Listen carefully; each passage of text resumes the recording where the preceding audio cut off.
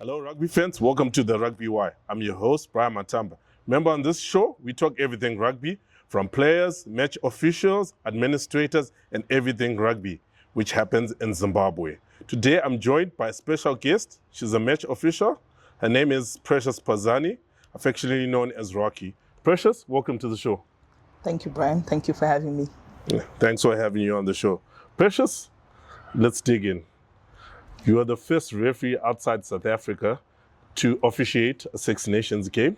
Can you take us through the emotions when you got that call in, and where were you? So that was a very special moment. So you can imagine the excitement from someone who was watching Six Nations on TV to airing, and then to actually getting a phone call and getting told that you've been appointed.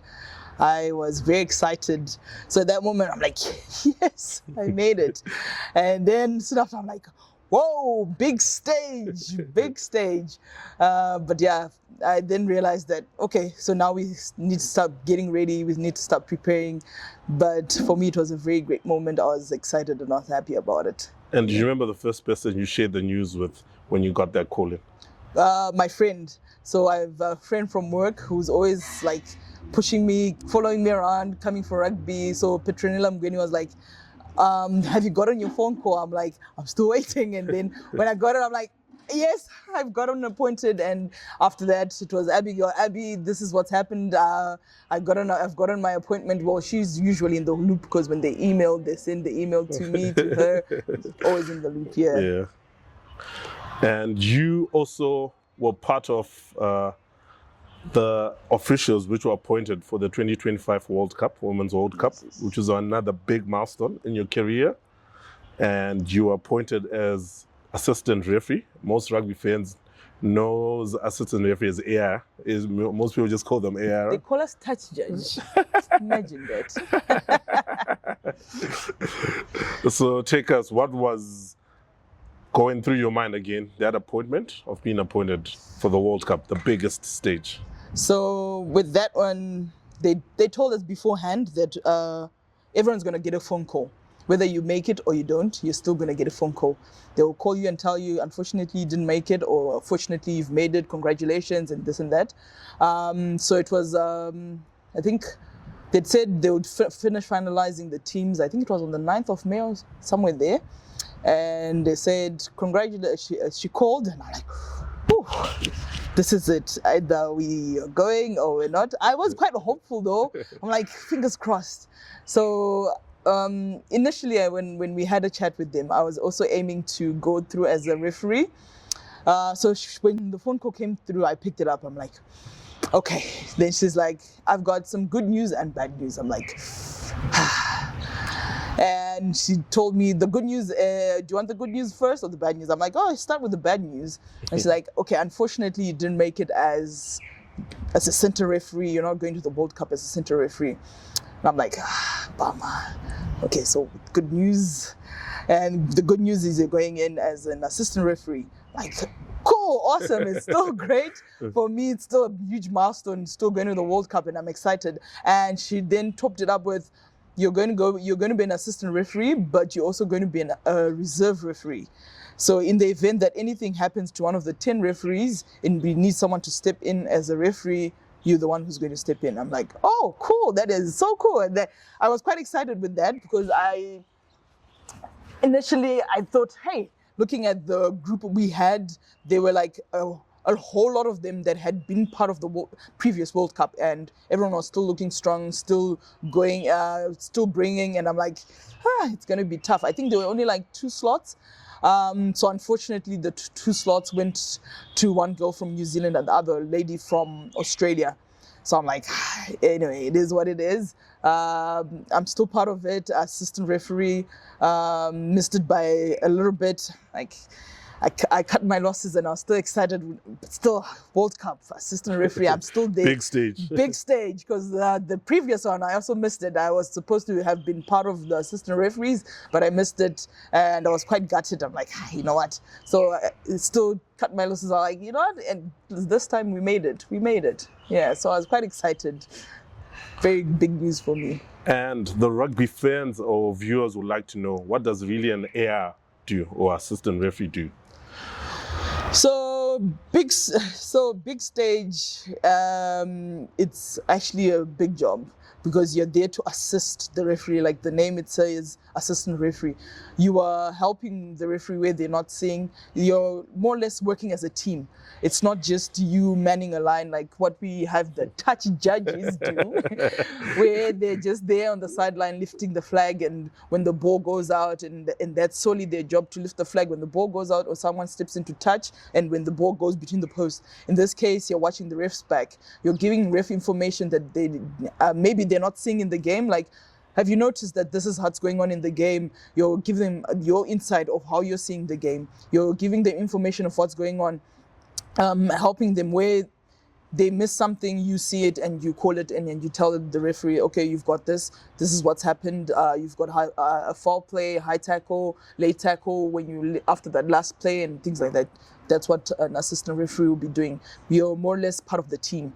So sometimes for ref to do well in a match, they also have to have very good assistant referees. And at the World Cup, at the big stage, does the area also communicate through the referee through the earpieces? Yes, you're connected, you're all wired up.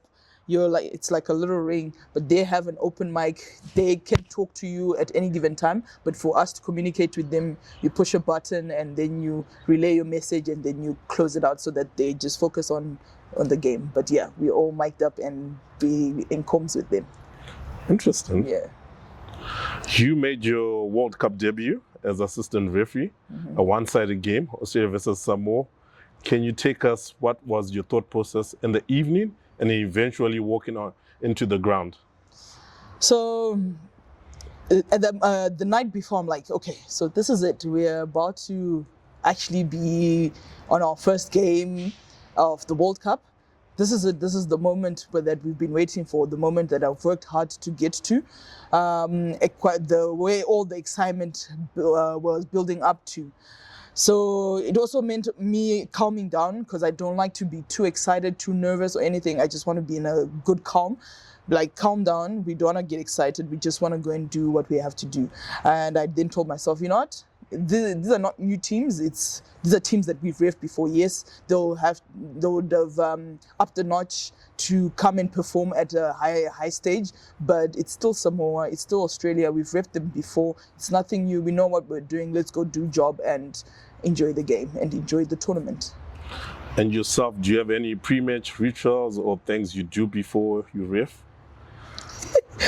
Yeah, I think every other referee has a lot of pre-match rituals.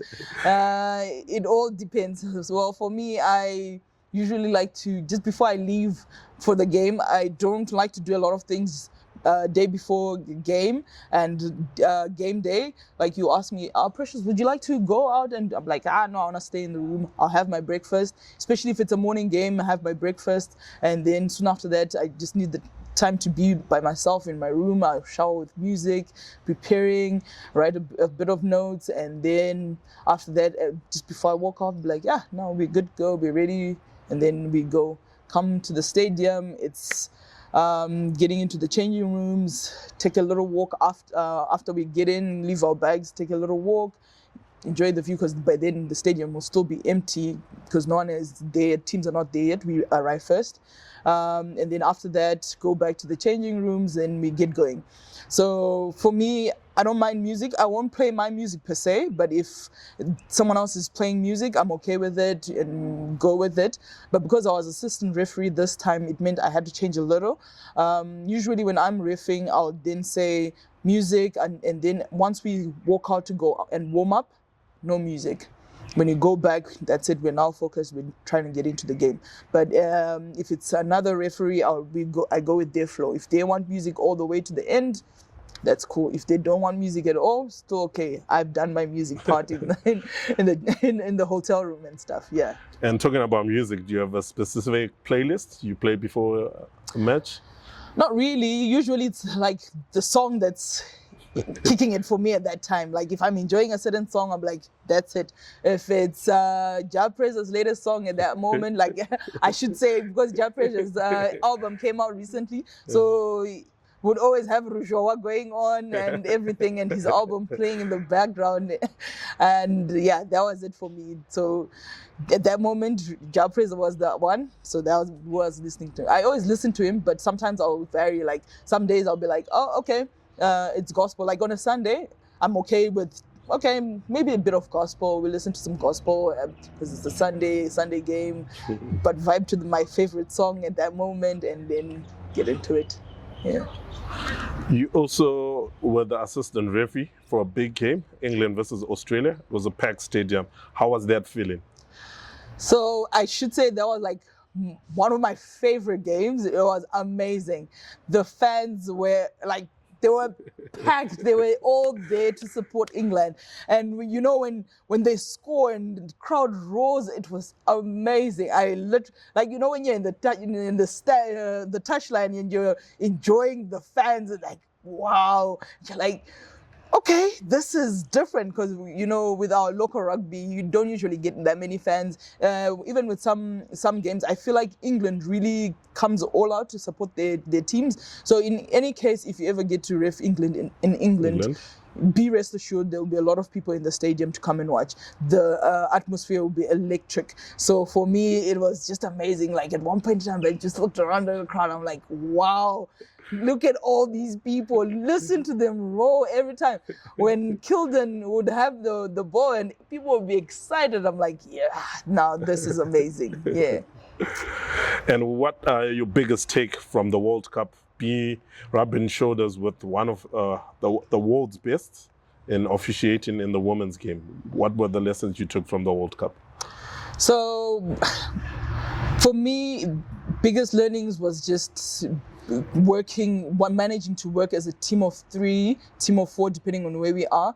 I know here at home we don't practice it a lot, and my biggest take was when I come back home, I would really love for us as referees to adopt that. So I put it on myself that whenever I'm going to ref or when I run touch, I'm going to try to apply the same principles that I had when we were at the World Cup, so that I try to bring everyone to it as well. So if I'm going to have a game, just have a chat with my ARs before the game, let them know what it is that I want, so that they're also at par, and also like challenge them. Because I feel like we don't do a lot of that when it comes to challenging our assistant referees. We're like, yeah, I know sometimes we're not mic'd up, and I think that's a very big challenge for us as referees here in Zim. But I feel like when we are calmed up, it could actually help us get better. So for me, my biggest take was, even calmed up or not, I should be able to also challenge them. Like, okay, what have you seen? What are you doing? Bring them in, make them contribute, so that they actually understand that there's more to just being assistant referee. I feel like we've done a lot of disservice to each other when we're assistant referees, that it might end up seeming like touch judges instead of people actually assisting. Yeah. And has that sunk in that you actually officiated at the Women's World Cup? It has, It has. Every now and again at home, and I sit back, I'm like, looking at my pictures, like, we actually did it. Like, I never thought I would end up being at a Rugby World Cup. Even when I was playing, I realized, you know what? As a player, I might not get far with playing. You know, team dynamics, sometimes it just doesn't work as a team, as a unit. Like, you know what? Let me try it as a ref, see where it takes me. I should say initially when I started, I never saw myself getting to 15's World Cup. I'm like, you know, just riffing. And then all of a sudden it became one of my goals. And then there I was ticking it off like, oh, we've actually finally achieved it. Well done, Precious. You've done well. Yeah. And who have been your biggest cheerleaders during your journey as a ref? So I should say Abigail Kawonza. She has been there through and through from the word go. I should say from the time I was playing, because she coached me as well, to me coming in and becoming a ref. She's the one who encouraged me to come to the Monday meetings, because she was also already a ref. And from there, the pushing, the making sure the development goes on. She's been there pushing me. Where I come back, I'm like, Abby, things are, you know what, it's tough. I haven't had like a challenging game. I need to get something to challenge me. I need game time. she'll come in and she'll organize, she'll talk to people from other societies, from other countries, like, okay, we need a game time, can I send someone through, can I send Precious through? And yeah, so she's been very big. She's played a very huge part in my development in terms of refereeing. And also just having my friend, so she's a new friend, we worked together and we became very close. I feel like sometimes when you're doing this job as a referee, it gets like on your own, because for me it's driving from Chinhoyi, because no one else is interested in rugby. Like we are working hard to come from Chinhoyi to come Harare to ref, go back to Chinhoyi, and that's like a weekend, every weekend in, weekend out, sometimes traveling at night. But my friend Petronella I really appreciate her support, especially the last 2 years. Because driving back and forth, at one point in time, I was like, do I really want to keep doing this? I'm tired. And having my friends for me are like a huge part of me, a pivotal connection for me. And I told her, I haven't seen most of my friends because Friday I'm working, Saturday I come in the morning, I ref, I'm done, I need to go back because I need to be back at work and I also need to rest. So just her coming through, driving with me, and sometimes I'm like, I like to sleep. People know me that at any given time you leave me alone, I'll sleep. So the drive sometimes, especially in the afternoons, would be heavy for me, and she would be like, okay, cool, I'll drive you, come with you, come watch rugby or do my business in Harare when you're leaving, or go back home and whatever, then we go back together. So she also has been important. She doesn't know she played a really huge part for me, but for me, I felt like that was also quite big, especially leading up to this. People like talent, like, I meet people in town and be like, I know you. I'm like, oh no, really? And they're like, yeah, you're Talent's friend. I'm like, yes. Yeah, you had your new status. He was congratulating you. Well done for going to the World Cup. Well done for this. I saw. So he's been like a very big cheerleader. You know, sometimes you need people like that backing you, supporting you, and just knowing that you've got someone edging you on. Every now and again, he'll send a message. I was watching your game. Yeah, well done. I have a question or two about this incident, but yeah, well done, and things like that. Yeah, just having people like that around you has been amazing. Also, just people in my society. The society also has been quite good, because you can't forget about the society that helped you develop, because that's where we all start from. Even with our local games, it's big. I know some people are like, oh, you are here, why are you here? I'm like, well, I've got to start somewhere. I've got to ref somewhere. This is where it all starts, and this is where we work on, develop ourselves, and then go international stage. For me to be getting there is because I also ref here. So if I don't ref here, it doesn't really make any sense. So yeah. They say Jerry begins at home. Begins And at home. on that, we're going to take a break. Rugby friends, we're still chatting with Precious Pazani. We're going to see you after these short messages. Don't forget to subscribe our YouTube channel and comment. And also, don't forget to like our social media pages, Rugby Wire ZW, across TikTok, Twitter, which is now X, and Facebook and Instagram.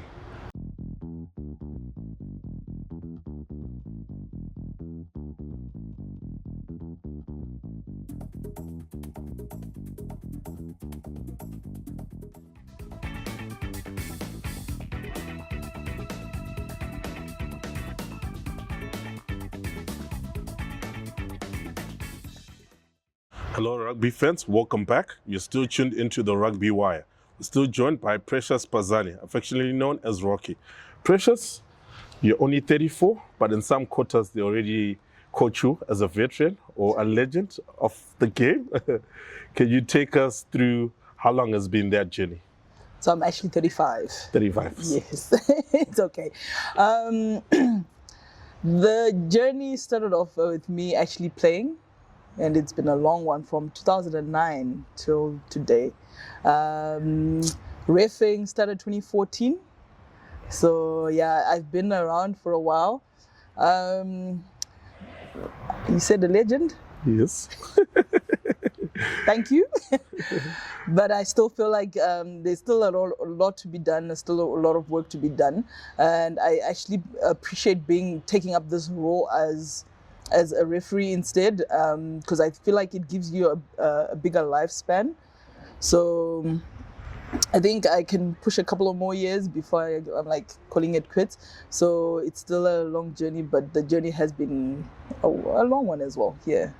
You mentioned it started whilst as a player. Some of the fans or viewers don't know that you used to play rugby. Most of them know you as an official. Can you take us that journey where you transitioned from basketball to playing rugby, and you were the first crop of female rugby players in this country? So it was basketball from like primary school until 2014. And then rugby started in 2009.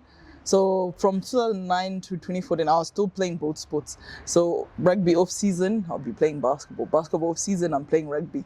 So it just carried on like that. And then the reffing actually started, my desire for it started when I was actually playing. It was actually during a game. And I was just thinking about it like, I could actually do this, this reffing stuff. I should try it. I see these guys are running, I guess that guy shortchanged me because he wasn't running much. When I then got to be a ref, I realized we run a lot. So, but then I was like, I can do it. And when I spoke to Abby, I was like, Abby, what do I need to do to become a referee? And she says, all you need to do is come to Monday meetings at PA every 5:30 every Monday morning, Monday evening. So that Monday, I then went, the following Monday from the Saturday, I went to the meeting. And from then, that's how I got to be a referee. So I was still playing and still doing a bit of the reffing and stuff. That was in 2014. And they were actually amazed, like, oh, she actually is not so bad. Like, she's fit, she's running around. And why can't we try to push her? So they then said, we want to push you, but if we start pushing you, that might mean you have to also leave playing. And at that moment as well, I was enjoying the rush of playing, the thrill of playing, but I also had injuries. I had an ACL, a ruptured ACL, and a torn meniscus. But initially I had the surgery in 2012. They had fixed the meniscus, but I guess with the ACL not being fixed, it also gave me problems and the meniscus tore again. So I still needed to get a surgery done for it. So 2015, that's when I was like, you know what, let me actually get the surgery done. So 2014, my meniscus also tore just before a basketball game. So that was me, and then I was like, you know what, I'm done with basketball. Let me just focus on rugby because the turf is better. You're running on grass, it's much easier on the knees. So I continued 2015, stopped playing basketball. Now it was just playing rugby and reffing. And then end of December 2015, I told myself I actually need to get this surgery done. So I got the surgery done, had my meniscus fixed. They shaved it off, and then they fixed the ruptured ACL. And 2016 was more of recovery. So initially when I was doing rehab, I told myself, we're going to go back, and we're hosting Women's Africa Cup 7, so we should be good to play then. So I was even training a couple of times. I trained with the national team. When they would run and everything, I would go join them when I was now allowed to start running. But then I got intense into SNC, strengthening the knees and the quads so that my knee would get better. And when I was doing it, I'm like, I'll go back and play. And then one day it just hit me. I'm like, I don't know. And I don't know, maybe with God it also works in a way. I also started watching TV late at night. Then I saw Europa Basket. There's a lady I used to play basketball with called Joyce Mucheno, and she was reffing there. I'm like, she's reffing Europa Basket. That is so cool. And Zim is not there. So if I become a ref, that means I can go to tournaments that have nothing to do with Zim, and I can still be there. Maybe I should actually take this reffing stuff seriously. So then I changed my mind. I'm like, okay, now this is it. I'm not going to play anymore. I'm actually going to focus on reffing. And come September 2016, at the police grounds, I was reffing the Women's Africa Cup 7s. And that was it. From then, I then stopped playing. I just then focused on reffing. Your nickname Rocky. Can you give us an insight? How did that nickname come? It was just a nickname from basketball, actually. And when I came to rugby, I didn't think it would carry on, but then it did, because my friends that I used to play basketball with, we all transitioned and came in and started playing rugby. So they kept on calling me Rocky, and everyone also then carried it on. I know in rugby we had a guy called Rockface Gurumani, and people are like, Rocky, Rocky. I'm like, it's not from there, if only you knew. So, and I started playing basketball, it was 2005.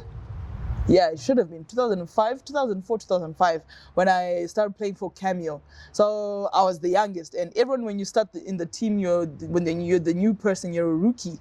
So one of my friends like, rookie, you're a rookie. So we're gonna call you Rookie from now on. They didn't even want to know my name. They're like, people back then. They're like, no, we won't know your name for now. You're gonna be called Rookie.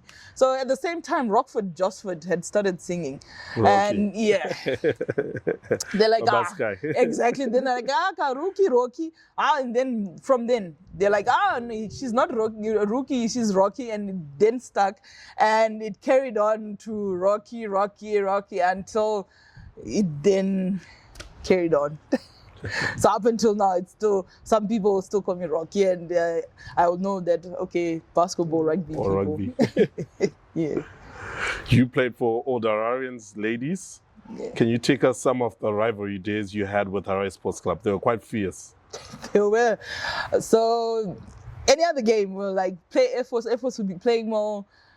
We were cool with them, but when it was Harare Sports Club, we were like, they're going down. We don't like them. We're gonna bring everything. We'll even call each other. Like some games, people wouldn't call each other like, are you coming to the game? No, none of that. We would all just pitch and we would find each other there. And yeah, one or two people wouldn't come, but it's okay. We just need to be there. But when it was Harare Sports Club, like, guys, are you coming? Ningi, are you coming? Yeah, we've got a game. It was that heated, like, and I know I vow some of my friends do not even see eye to eye with some ladies from Harare Sports Club. Like, it was like that. It was deep like that. And I remember there was a time when Choki, Charity Mchuchuti, decided to go play. So we had, there was a moment, we had a fight and everything. Well, I was a youngster. Was it a revolt or people defunct it?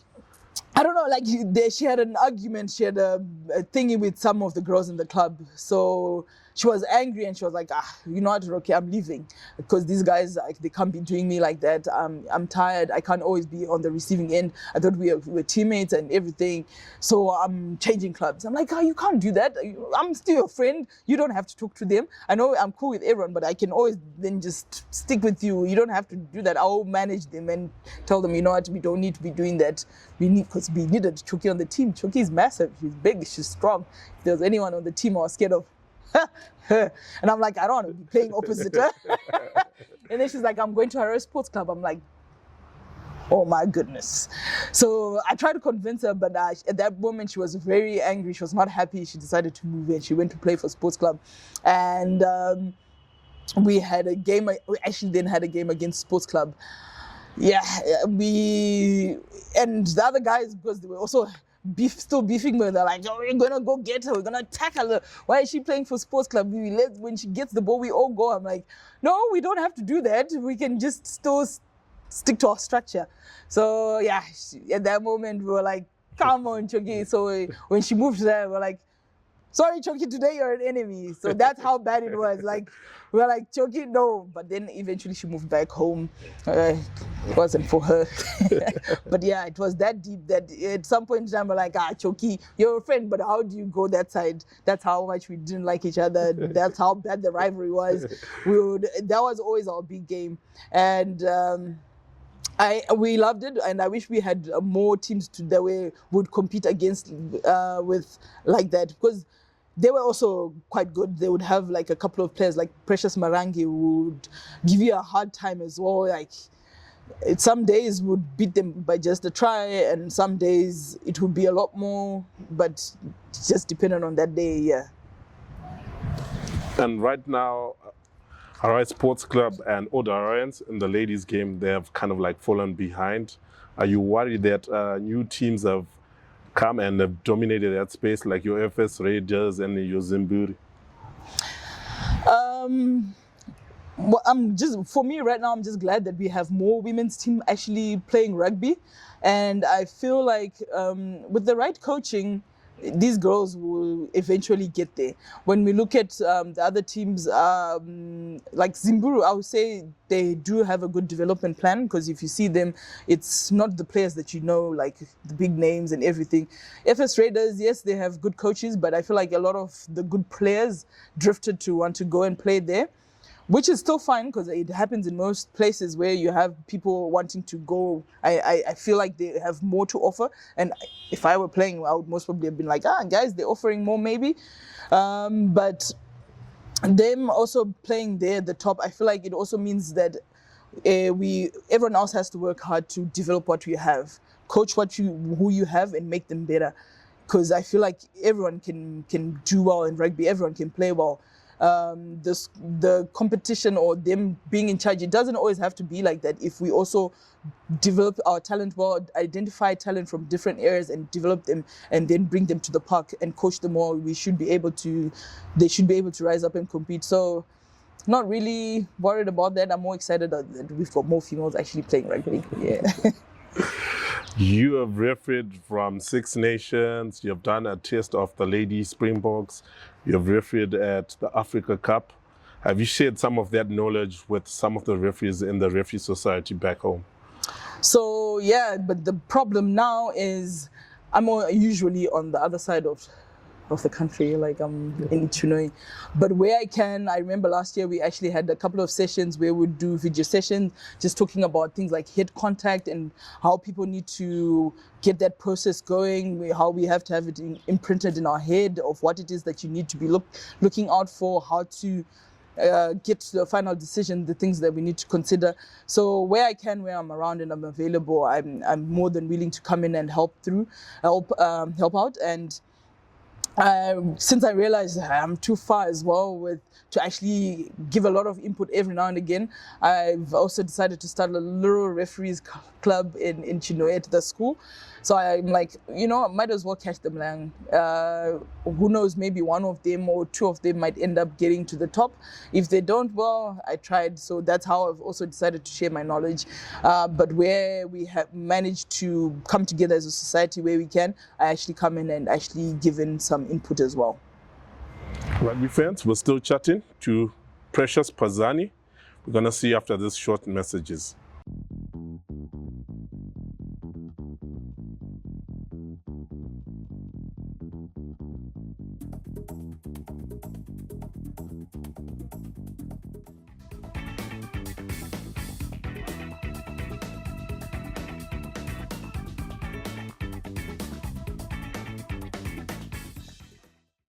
Hello, rugby fans. You're still tuned in. It's still the Rugby Wire. We're still joined by Precious Pazani.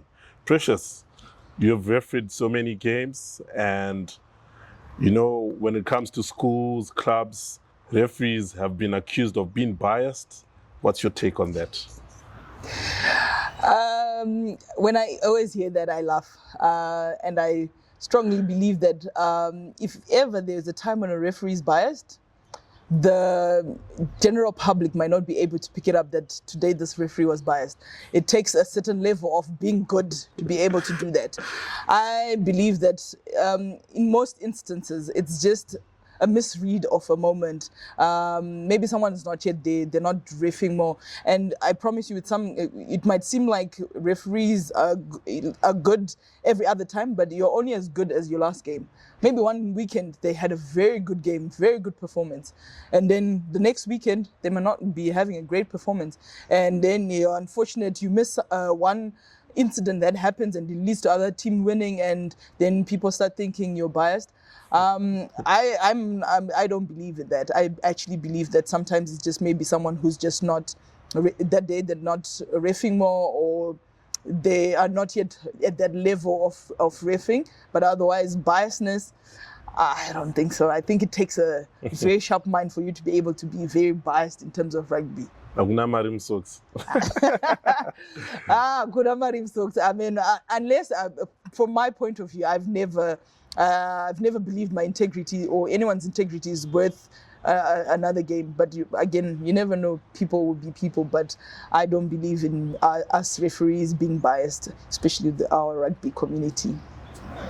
And how can fans distinguish between a genuine referee mistake and maybe a referee just missing?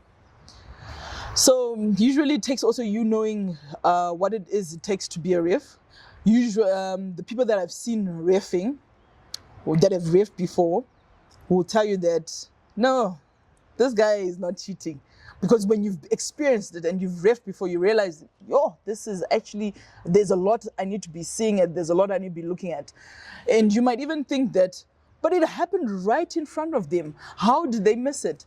I promise you, sometimes you have such a mental block, you fail to see what's in front of you. And I'll even tell you, World Cup game, the opening match was Jaco Piper reffing. There were some things that happened right in front of him, and TMO would then come back and be like, TMO, check. But it happened right in front of him. It doesn't mean Jaco Piper was trying to cheat that day, but sometimes we forget the other externalities, like the pressure of the game. Have we considered that? Have you considered that he's also nervous? Like, it's the first game. So things like that, we have to consider that. So when people then experience, if you've actually reffed and been on the park, you realize that, this person is not cheating. You realize that they're actually not doing certain things well. Maybe it's their positioning. Like, they're staying in the wrong place. If they move a little and come and stand this side, they should be able to see this, which is why it becomes important for you to have a team of 3 with your assistant referees, because now they see on the other side and you're seeing on the other side.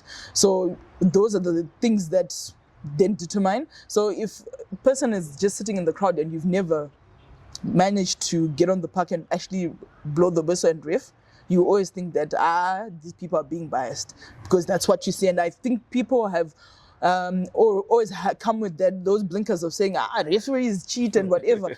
And if for sure you come in and think something happens, you think they're cheating you. But I promise you, if you've reffed, you understand that I once had that mental block. That guy is not cheating. It just happened.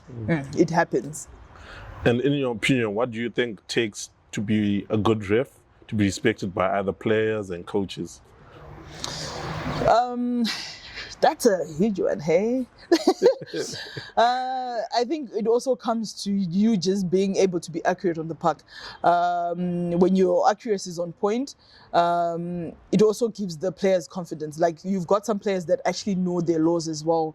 And they know when, like, they come into Jaco and want to get a turnover, and they know they've done everything right, and then you don't reward them, that means they'll be very annoyed. So if you're one of those refs that know how to, that you're accurate, usually also everyone will respect you.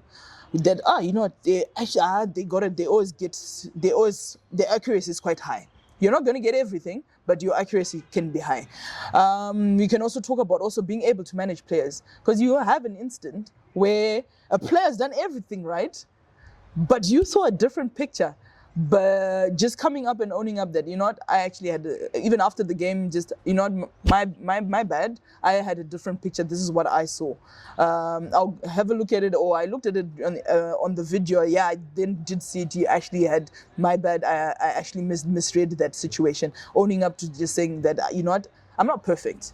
I can sometimes do wrong. And also during that game, being able to manage those players, because you might lose a player or a captain in a moment where your decision didn't go a certain way, and the captain is now fuming, you're cheating us or whatever. Come on, ref, open your eyes. Okay, they don't really say that, but in their mind they're thinking it.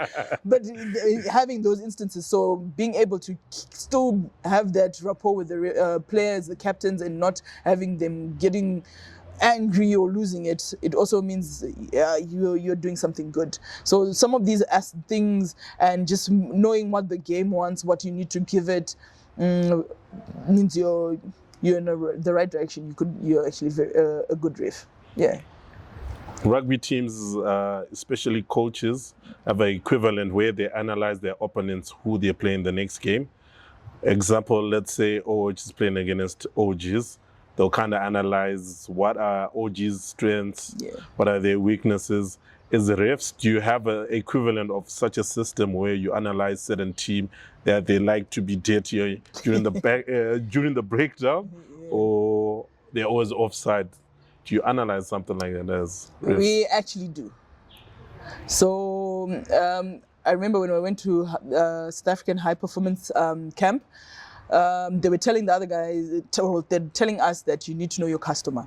So, like, yeah, that's a very good statement, knowing your customer. So, well, I've always done it, because you also need to have an idea of what kind of rugby you're expecting, what to expect in the game. So yeah, we do get to analyze and sit and look at two teams. Okay, so this is how they've been playing. You get to know which one is the dirty player as well, because sometimes we even highlight to each other, like, I refed them last week. They've got this guy. He's always doing this, or they have a 7. Never binds. So be on the lookout on them. You always wonder why they're getting to the 9 quickly or whatever. It's because they're trying to do this. So we also give each other pointers, but we also do analyze. So in some cases, you can even ask the other ref, like, tell me, what's your take on that team? What can I look out for? What do I need to worry about? So we do analyze the teams you sit to. Well, as the ref now, you have to watch 2 teams. You have to watch the 2 teams, see what it is that you need to be aware of. I remember when I was reffing Australia, South Africa, Australia had one loose head. Both teams actually had loose heads. So that meant also you need to be aware of that beforehand, so that when you go have your team talk with them, you let them know about this, that this is what's happening. I've seen you and I need you. You're not going to even hide it, because you're in the changing room with them, that I know you the last game you were doing this, so I need you to give me better pictures, so that I can, like South Africa they like to dominate the scrum. So you're telling them, for me to reward your dominance, I need you to give me better pictures, because your loose head is doing 1, 2, 3. So let me see a legal dominance, and then I'll reward you. So things like that. So we do actually take time to analyze the teams, see their strengths and their weaknesses, because sometimes you also want to allow them to play to their strengths. So if you know their strength is scrums, you want to make sure when they have a scrum, it's nice and clear for them. They have a good platform. They set up nicely so that they can actually scrum more and actually dominate in their strengths. So we actually do analyze. Being a ref in Zimbabwe is a thankless job. What are the nicest things that a losing coach has said to you in a highly charged match?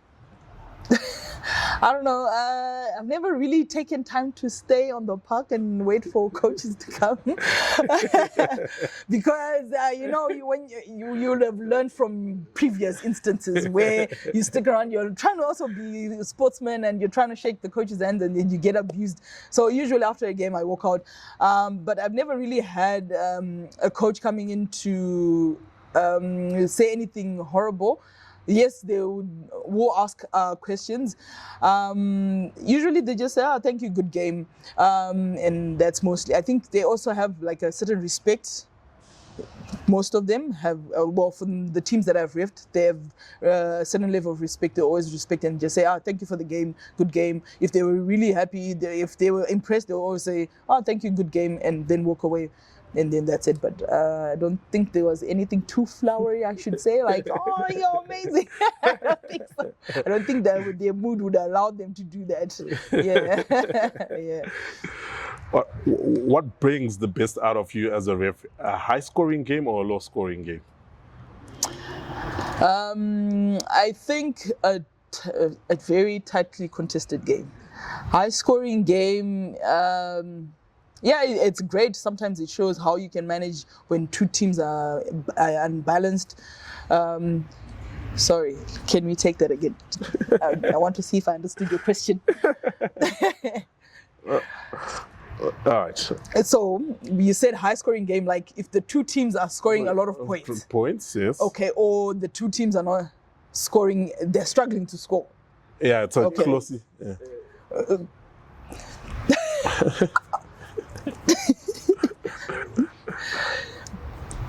So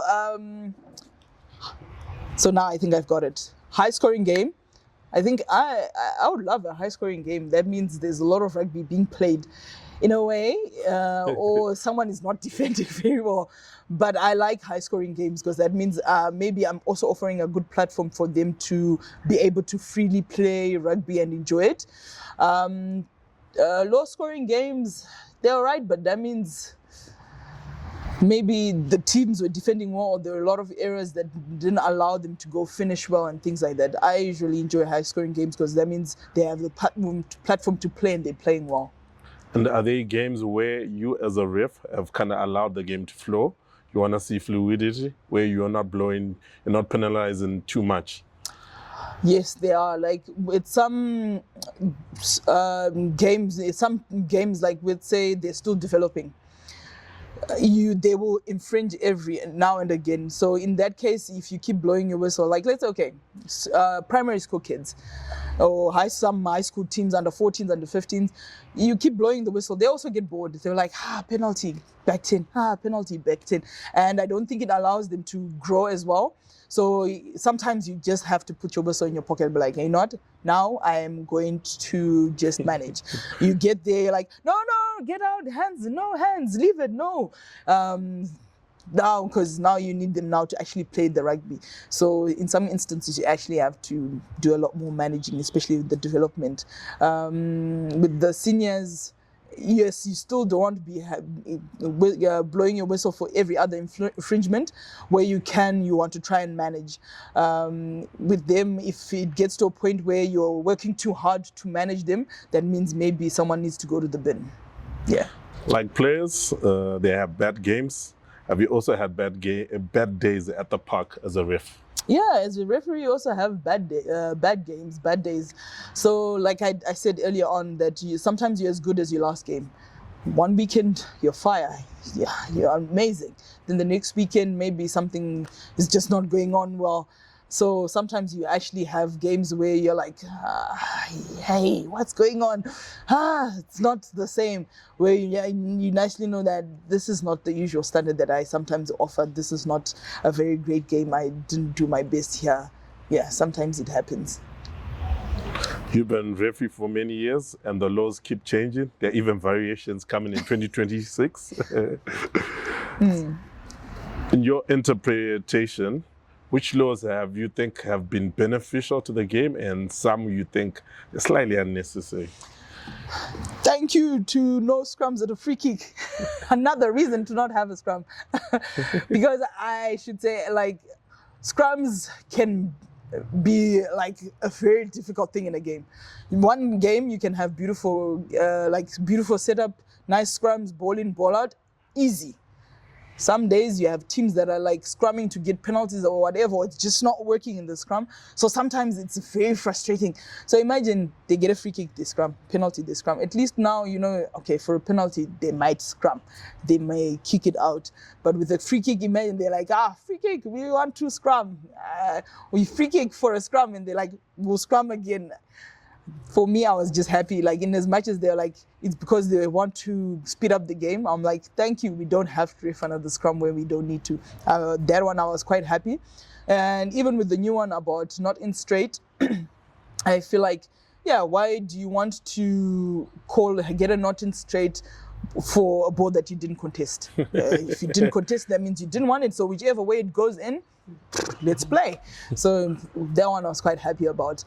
What was the other question you asked? Was some of the laws you think have been unnecessary. You mentioned about the ones unnecessary, but the ones which have been beneficial. Not really unnecessary. I feel like every law that comes in is quite good and helps the game grow and get better. So I think every other law that comes in for me is necessary, and sometimes you're like, dang goodness, we've been needing this. It's worth it, and I'm always keen to try new laws because for me it's getting the game to get better, speeding it up, something just to manage it, because there's some instances where you're like, this is horrible. I think you remember there was a time when Italy played, and it was during the time when if a tackle happens and there was no ruck before they introduced that just one person coming over means it's a ruck, so there's an offside line. So they weren't committing anyone to the ruck, so there were no offside lines. So imagine that you're reffing that. Sometimes you're like, oh my goodness, you're in a game, you're like, what is going on? So new laws like that, you gotta love them because now it makes it easier for you as well. Everyone stays where you can see them, you can manage them better as well. So I've always seen that most of them are necessary to have in the game. Maybe coaches may differ. If there was to be a book or story to be told about Precious Pazani, what will it be? I never thought that far. I think it will be all about the rugby journey, how I ended up getting involved in it, getting to the World Cup. Some of the little milestones achieved in the midst of trying to achieve World Cup goals. Some of the upsets that happened before getting there. I think, yeah, and then just being there, and then the stories to be told that we had at the World Cup. Yeah. And your final words, which you could tell to a young boy or young girl who wants to take up refereeing? I think they should. They should go ahead and take it. Refereeing is amazing, especially where you feel like playing may not be a thing for you. It's another way to stay involved in rugby. For me, it has kept me passionate about it. And if anyone wants to take it up, I would strongly encourage them to say, you know what, go ahead, do it. And for me, even, I love traveling. And I should say being a rugby referee has gotten me to travel a lot. Expenses covered, just go and do your refereeing duties on a Saturday that you still do on a Saturday at Harris Sports Club, but maybe in a different nation. So I would encourage them to do it and not focus too much on, oh, I want to get to the top. No, I think I'm good. No, just trust the process. Go through the process, go through the growth, and eventually, if you have it, you get there. And just trust the process. Yeah. Mentioning about traveling, which have been one of your best venues where you have officiated worldwide, which leaves a huge mark on you. Venues? Yes, stadiums. Worldwide. I should say Cape Town Stadium is, for me, is amazing. And I'm trying to think, but I think Cape Town Stadium and the one in Japan, I forget, I can't pronounce it. I've forgotten how to pronounce it, but the full name is. But the one we had the Japan-Spain game in was also quite nice.